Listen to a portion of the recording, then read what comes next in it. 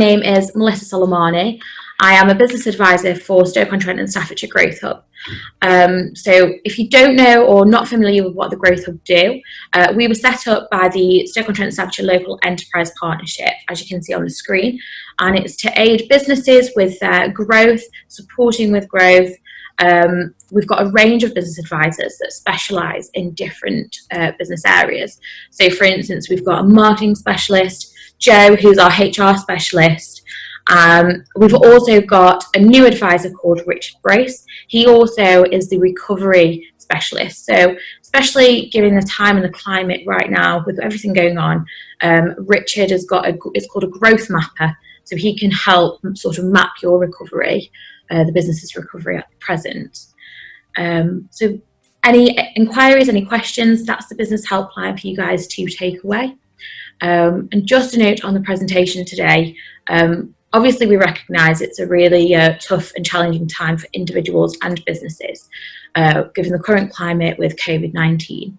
So Joe Gill, my HR colleague, my advisor, is giving us a presentation today on how to cope with health and wellbeing if you're an SME or a sole trader. So I will hand you over to Joe. That's it from me. Like I said, if you've got any questions, please feel free to use the Q&A box. Thank you.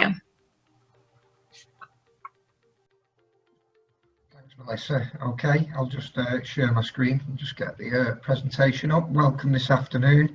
This is just a short presentation on some tips on ways for entrepreneurs, small business owners, self-employed people, how to boost their mental health, not only for themselves, but tips for friends and family as well on how they can also assist that entrepreneur in looking after themselves from a mental well-being perspective. Okay, so just to start with, I'll just make sure the presentation's flicking through. It is nicely.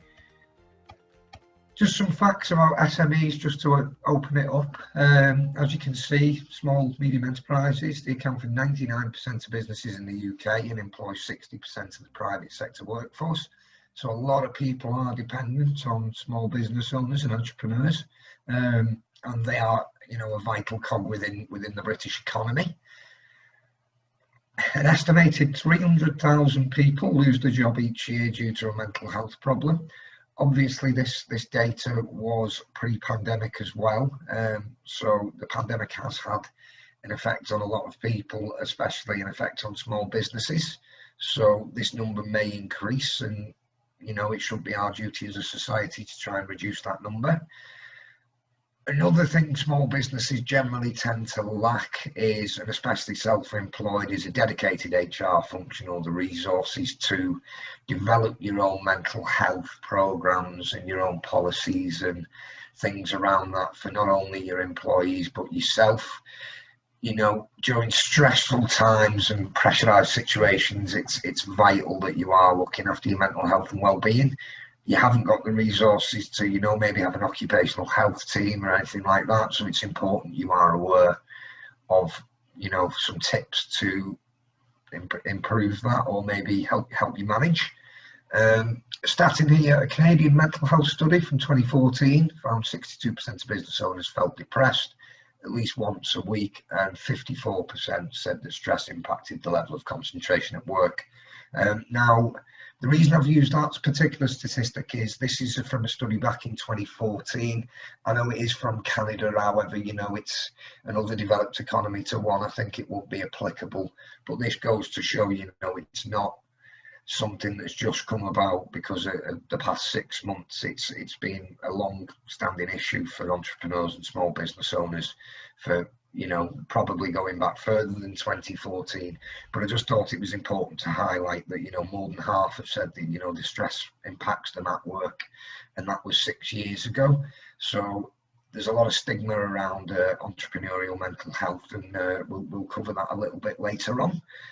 But just important to sort of say this isn't just because of the last 6 months. It's, you know, the pressure of running a business, if you like. And the series has actually come about due to some government research which has indicated that Unfortunately, they expect suicide levels to increase amongst small business owners.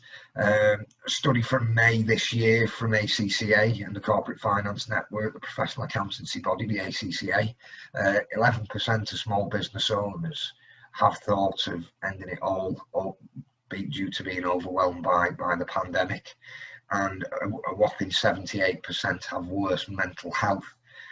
Now, the reasons for that are obvious. You know, a lot of people's businesses have been impacted by the lockdown and then the return following the lockdown.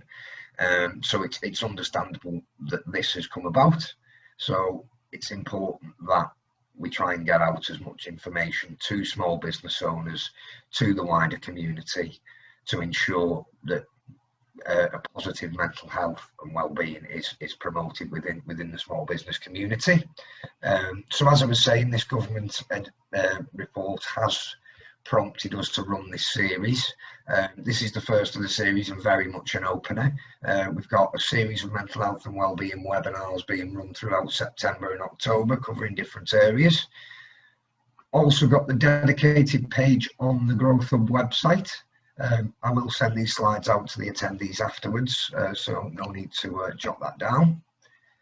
Also on the website is a local directory of support services. So this is mental health and wellbeing support services that are not national, that are local to you. For example, we have North Staff's Mind on there. There is Staffordshire Connects, which is like a directory of all sorts of support services around this area in Staffordshire. So there's a good directory on there. Just a couple of our upcoming webinars as well. So we've got Able Futures, which is access to work mental health support. It's fully funded by the DWP and available for employees and employers. Worth attending. We've got MAD, which stands for Make a Difference, about mental health, with Helen Dos Santos from Horizons Coaching on September the 16th, which is next Wednesday at 10 o'clock. Next Thursday, sorry. No, Wednesday. Do apologise. Next Wednesday at 10 o'clock. Helen's a great coach, and I'd highly recommend attending that one. She can she puts meat on the bones and sort of makes you think. You come out of a session with Helen thinking, you know, you can go positive moving forward and make a change. And on September the 24th, we've also got Potteries Money Wise, which is run in conjunction with the Citizens Advice Bureau.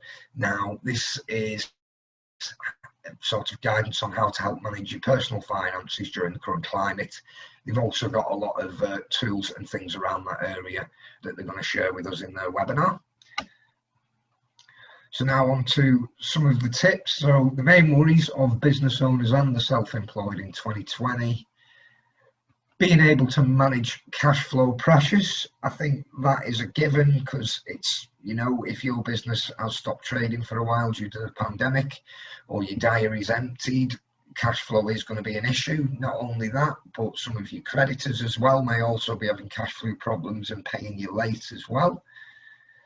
The impact of social distancing guidelines at work, again, if you're sort of a retailer or a hospitality business, you may have had to reduce your capacity. There may be also the anxiety around doing it in an office, or you may not have the space to have as many people back in as you'd like, which can affect the bottom line and the productivity of your business. And there's also the general anxiety of it all there. Late payment of invoices, so obviously links into cash flow pressures. That's another main worry. Another statistic there for you from the ACCA studies, two-fifths of small business owners fear that the business is at risk of permanently closing due to the other worries listed above, and obviously the pressures that have been put on. Not only does it affect the individual, but it can affect your family and your relationships as well. Obviously, these are the people that care about you. If you're not at your best, or you're starting to suffer, some of that may transfer over to them, because obviously they care about you. So of those that sought help, 80% with mental health conditions agreed it had a detrimental effect on the family. And it's like I was saying, it's clear they have concepts, and there's not a lot of information on how entrepreneurs' loved ones can help them.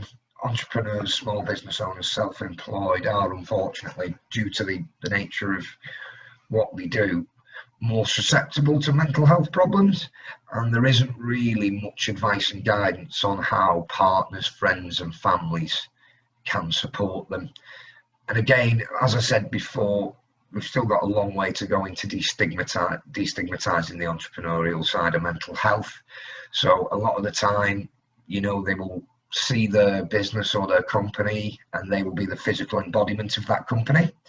So a lot of the time they will try, and you may find this yourselves, you hide your emotions, you bottle it up, you don't really talk about things because you may think subconsciously that if you're not at your best being the physical embodied representative of your company may come across as not the best. But ultimately you need to be looking after yourself. Prevention is a better option than a rebuild. So as we're here, some ways for friends and family to support. First of all, they need to show support, and it doesn't need to be around mental health. Just talk to people, ask how they are. They may want to talk about the feelings, they may not. The idea is just to be there for them. You know, if they are having a tough time in the business, they may not want to talk about that. They may just want to talk about something that makes them feel a bit more normal. You know, you may have been going to the football games, or you may go to West End shows in London on a regular basis with a friend. They may just want to talk around an area about that. It's more about not letting them forget that you've not forgot about them. It's about letting them know you're there and just being there, whether it be for the feelings or whether it be just for a chat to distract them from it. Another key one, be open-minded. Phrases like cheer up, I'm sure it'll pass, pull together, get a grip. You know, I'm sure we've all heard these phrases at times and we've heard people use them, but surely the person suffering themselves would have already considered this. It's about being non-judgmental and just trying to listen to that person's thoughts and feelings. You know, if you do tell them to cheer up, chances are they've already thought of it and it's not worked. They just need you to sort of be open-minded and not judge them if they are feeling rather low. And as I mentioned before, it's just not talking about mental health. Most people don't want to be defined by it. It's about talking about the things you've always talked about. So, like I say, if you used to regularly go to Stoke City games with a colleague or a friend, then now that's not an option. Talk about how you're looking forward to, you know, potentially being able to go and watch games again and things like that. It's just about being a good friend, basically. As you can see, there's a good friend. What can your partner do? Now, it is tough being the partner of an entrepreneur. It can be stressful. A lot of the time they have tunnel vision and they can be difficult to approach. If you have an idea or a suggestion at times, not only to do with the business, but about them as a person as well. So, you know, and it can have an impact on the partner. If your partner is sort of worried about sort of having open and frank discussions with you, that's a difficult situation to be in. They need to be able to communicate what they're feeling. They need to resist the urge to bury the feelings and sort of communicate with you if they feel like something's wrong. You know, they need to have that space to be allowed to communicate with entrepreneur and the small business owner partner without fear of, you know, upsetting them or causing an argument or something. They need to have that openness.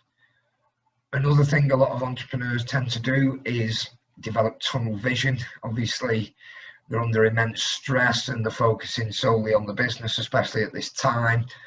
Tunnel vision can come about. You won't be able to see the woods for the trees. A loved one can help you at times, you know, might be able to suggest zoom out and see the bird's eye view of things, help you look at things from a different perspective.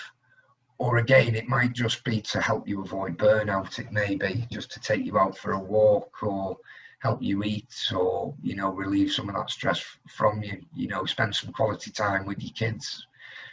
those are the things that your partner should be keeping track of you, and making sure that you are comfortable and you are happy and not suffering too much from the stress. And again, asking open-ended questions is another good one. A lot of the time, from my experience, if you are a partner of an entrepreneur, they don't like to be told ideas for the business, or they don't like to be told what to do. They feel like it's sort of taking away the control for them, or you may not know enough about their area. I found a good way to approach that is to ask open-ended questions and sort of let them come up with their own idea. So, instead of saying, what's happened to the, what do you think of this? Say, how would you feel about this? What are your thoughts on this? So there's more communicative dialogue there, rather than just them saying yes, or more likely in my case, no, that's a rubbish idea. So giving them sort of an open-ended question, sort of, they have to be more qualitative in the answer, and then you can further probe, and it will help you get your point across. So what else can your partner do?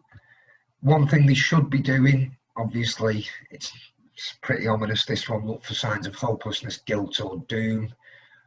A lot of the time they'll be focusing on the business. They work so many hours in the day, they won't look after themselves, especially if times are stressful.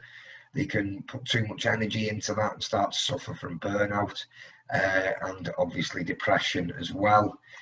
Now, it's common within the entrepreneurial community, so if as a partner of a small business owner, an entrepreneur, you notice that they're not doing the things that they usually do, maybe they used to exercise, or go to an exercise class and that's stopped, or they've becoming more withdrawn from not only yourself, the social circle, they're starting to feel guilty, or they're starting to really struggle and start to not maybe able to see the point of carrying on. Those are your signs to act. Those are your times to act, and you need to keep your eyes out for these, because they're not very good at looking after themselves. Along with that, and withdrawing themselves, notice the changes in the sleep, diet, exercise, or substance use. Obviously, if you're not sleeping, or you're drinking too much, or you're not getting enough exercise, you're not going to be the best version of yourself. And these are more non-verbal cues, more as in these won't be expressed through thoughts or feelings. These are more subconscious things that people can exhibit when they are stressed.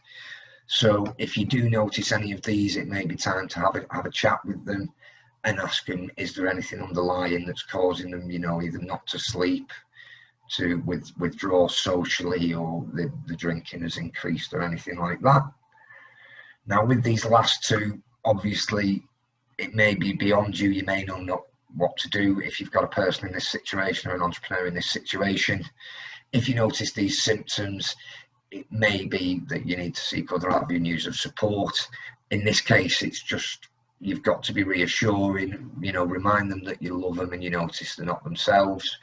You want the best for them, and that the load they're carrying obviously seems to be weighing them down a bit too much.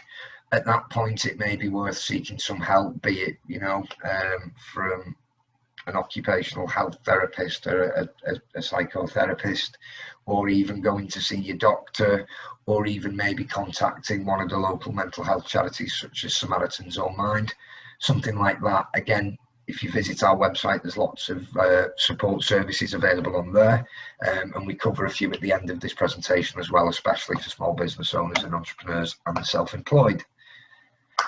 Now, what can the entrepreneur do themselves? There's a lot they can do themselves as well to improve their mental health and avoid getting to this point. So one thing is create and abide by work-life boundaries. Now, this is obviously easier said than done. Doing so is essential to avoid burnout and to maintain your best self, especially if you're working from home a lot at the minute. You're surrounded by the same four walls. You may not have that break between your workplace and your home. In that case, the lines can become very blurred. A tip for this one is to choose a specific range of hours in which you commit to your work, and when that time's done, switch off. Now, that doesn't mean switch off mentally. If you want the actual break, you're going to have to switch off electronically as well. So that would be your laptops, your phones, and your emails. Again, I do understand as small business owners and entrepreneurs that may not be possible. You know, you may not wish to turn your phone off during an evening if that's sort of your main way you generate your clients, or you may wish to keep checking on your emails if that's the main way you sort of generate. In that scenario, what I would suggest is at least turn everything else off and then don't obsess over it. So rather than checking every 10 minutes or when an email comes in, set yourself a specific time later on in the evening to check and a specific time slot. So for examples, I'm going to switch off at 6 o'clock today, but at 9 o'clock tonight, I'll have a quick check on my emails and I'll spend 15 minutes just responding to everybody. And if it's not urgent, I will just send them a quick holding email to wait till the next day.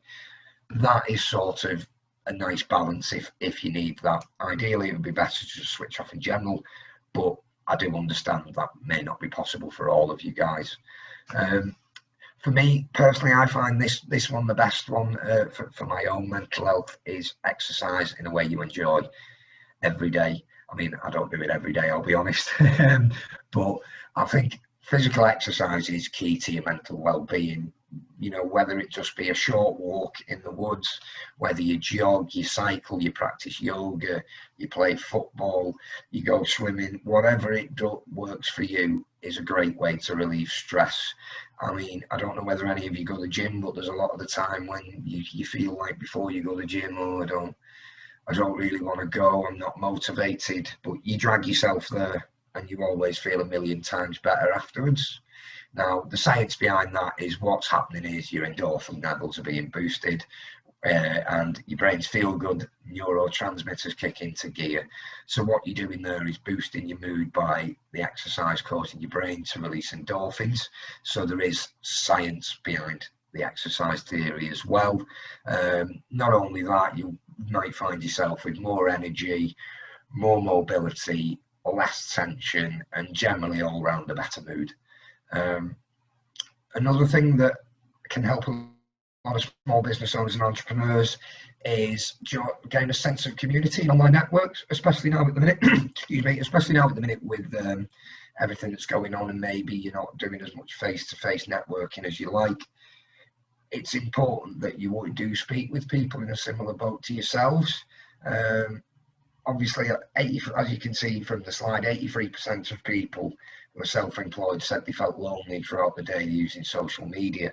Now, it's a double-edged sword, social media. It can be great if you've got the right community and you've got somewhere to vent or maybe somewhere to pitch ideas. However, don't, as it says in the slide, compare and despair. I'm sure we've all heard this in our own personal lives with Facebook and Instagram and everything. As you know, you only see people's highlights on Facebook and Instagram. You don't see the reality, if you like. What you see are edited highlights of someone's life reel, if you like, not the full reality of the situation. So just bear that in mind if you see, fellow small business owners and entrepreneurs putting great things on social media. It's not that great, as you know yourself.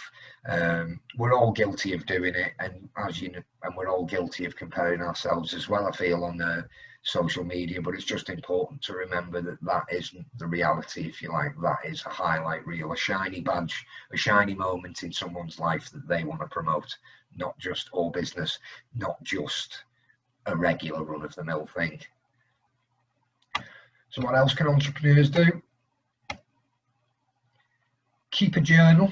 It's a good idea, this, for some, especially if you do struggle to express your thoughts and your feelings. If you're able to write them down, even if it's just one line, 5 minutes a day, it can help you not only become more mindful of your emotions because you're writing it and you're having to actually consciously think about it.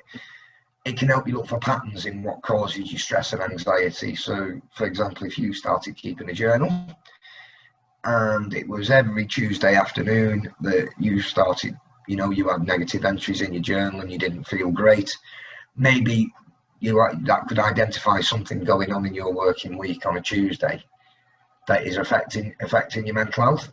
And once you know what it is, then you can start to do something about it. So that's a good idea in keeping a journal for two reasons. Like I say, it allows you to, because you're writing it down, you have to consciously think about how you feel. Not only that, it can help identify patterns, and a lot of people who struggle from stress, anxiety and depression find this is a great benefit to them, because it allows them to sort of get it down into words, see it physically, not just feel it inside them, but have it down on a piece of paper and track it over time. Another good tip with that as well, though, is writing at least one positive thing down every day. Something called a gratitude pardon me, I can't get my words out. Gratitude journal. It's a bit of a mouthful. Now, the gratitude journal asks you to write 3 positive things down every day.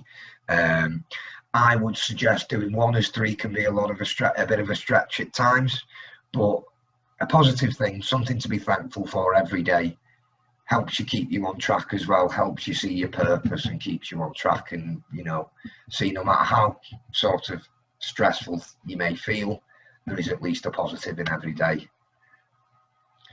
Another one I find quite good is take a walk in a natural setting.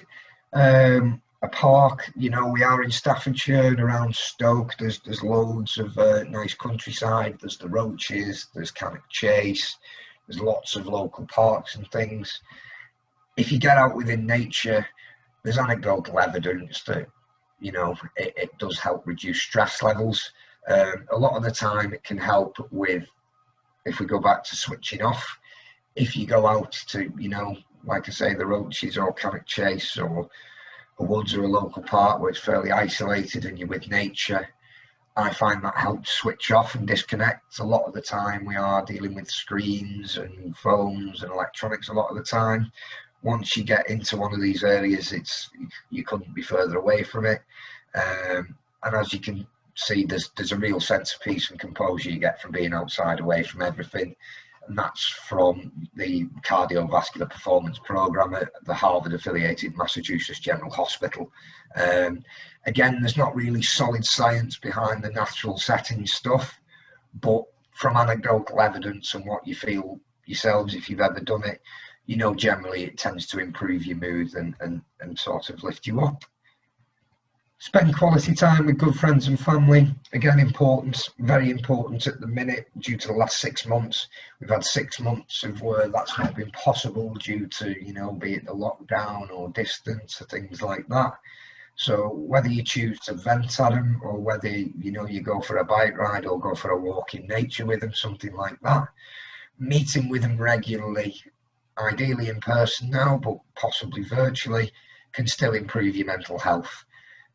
And it's been proven through several sorts of sociological studies that if you've got a better support network, people with these better support networks, they generally tend to have better immune systems, lower levels of cortisol, the stress hormone, and suffer from less things like cardiovascular problems. The less isolated you are, the bigger your support network, the better it is for your overall well-being. Another thing worth doing is finding ways to stay productive as well. This is one specifically targeted at small business owners, entrepreneurs, because a lot of the time, especially at the minute, you may feel like there's not a lot you can do because of how everything's turned out. But what you can do is you should look for ways to use this time productively.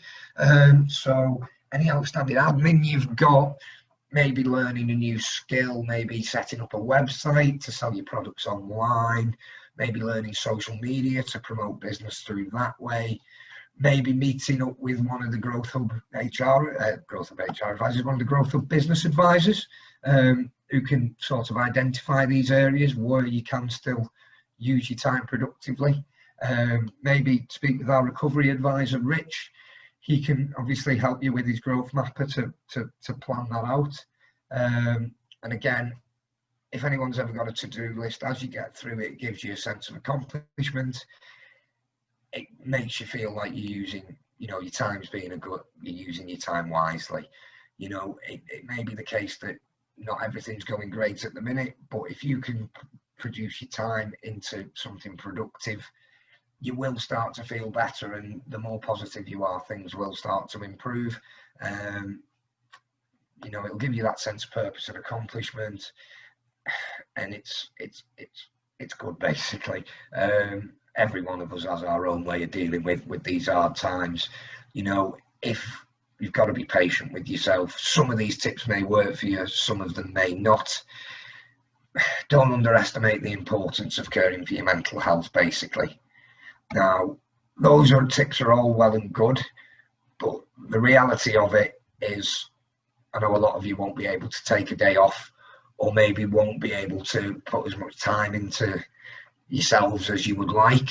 As you can see, I thought this quote I found was brilliant. Self-employed business owners can't take a day off.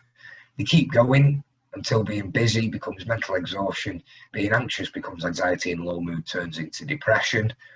And just the last bit of it, I think, is something I'd all like you to take away from it. Basically, if you let it get on top of yourself too much, and this happens, rebuilding yourself is a big job.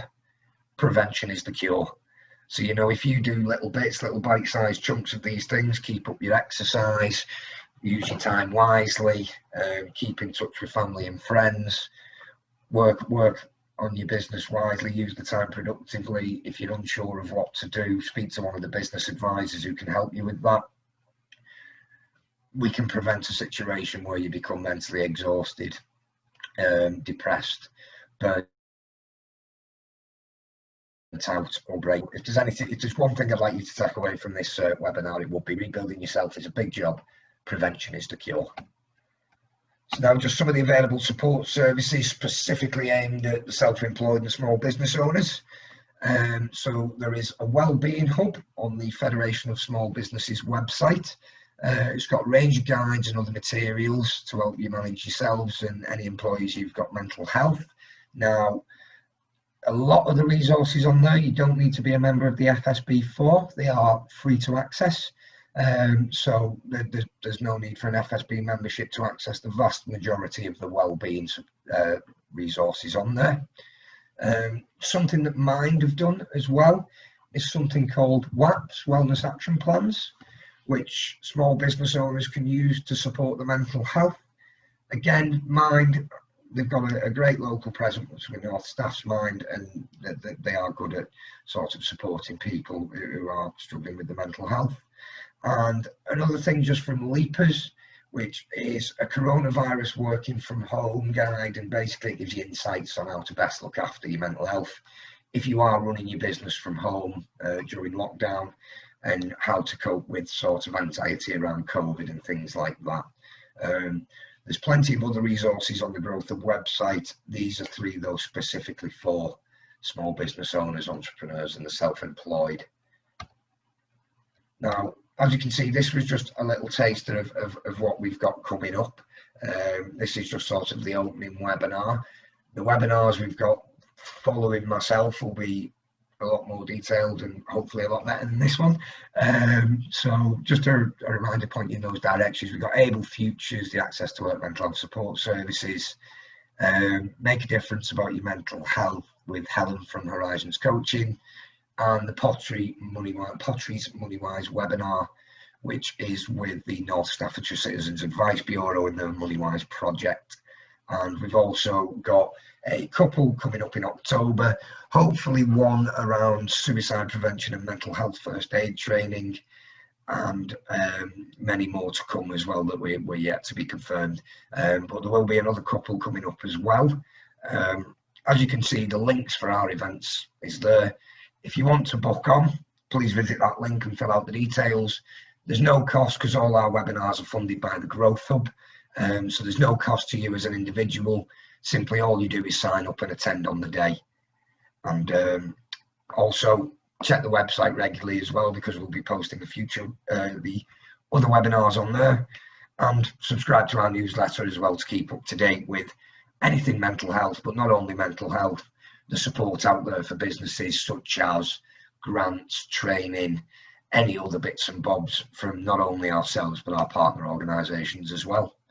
Now, I'm sorry if I've bored you and droned on a bit. I hope you found it useful. So thanks very much for listening.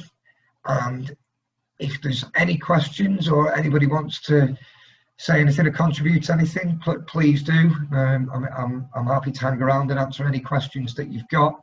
But if not, thanks for listening very much. Thank you.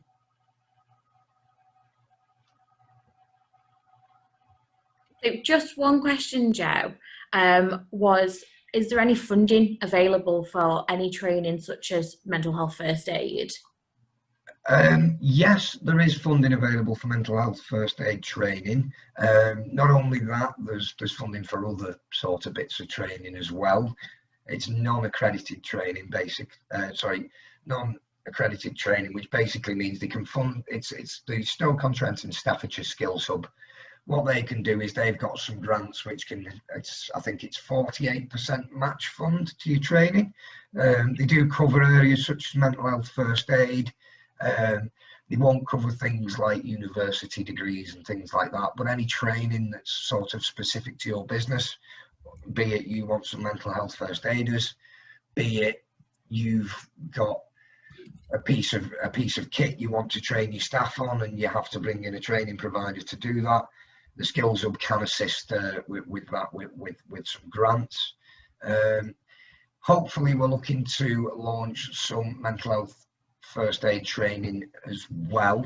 That at the minute it will be available through the Skills Hub, but at the moment we're waiting for further information on Staffordshire County Council for dates. Right. Hopefully that will be confirmed in the next week or two as well. That's great. And I've just popped the Skills Hub that you mentioned, just the name of it, in the chat function. So if people need to access that, they can visit the website. Great. Yeah. If there's no more questions, I'll just double check. Then just want to say thank you very much, Joe, for doing that, because it can sometimes be a bit of a uncomfortable topic to talk about, but thank you for starting us off. That was really great, and giving businesses this webinar series as well. I think it's a really good use. No worries at all, Melissa. And if anybody wants to contact me personally, my email is in the chat. If you want to speak to me by phone as well, just drop me a line with your number and I'll give you a call if you want to speak to me about anything sort of further on the issue. And I just hope to see a few more of you at the webinars we're running over the next few weeks around this series. That's great, thank you. And thank you to all the attendees as well for joining us today. Thanks very much for your time, and do remember that the Growth Hub is here to support you, totally free of charge. So if you do need any help, advice in any of the business areas mentioned, then please do get in touch or call the business helpline. We'll be happy to help you during this period especially. So thank you very much from me.